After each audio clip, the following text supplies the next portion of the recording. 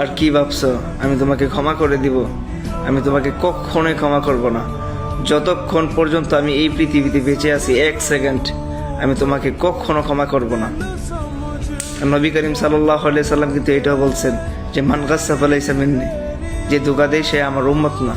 তুমি মনে রাখিও, তুমি আমাকে ধোঁকা দিয়েছো, তুমি আমাকে কষ্ট দিয়েছো। তুমি ভেবেছো 2 রাকাত নামাজ পড়ে আল্লাহর কাছে কান্না করে বলবো আল্লাহ ক্ষমা করে দিবে? তুমি আমার পুরো ফ্যামিলিটাকে নষ্ট করে দিয়েছো। তোমার জন্য কত কিছুই না করলাম, আমার লাইফটাই তোমার জন্য শেষ করে দিলাম পুরা। আর তুমি ভাবতেছো 2 রাকাত নামাজ পড়ে আল্লাহর কাছে বলবো আল্লাহ তোমাকে ক্ষমা করে দিবে? ক্ষমা কি এতই সোজা?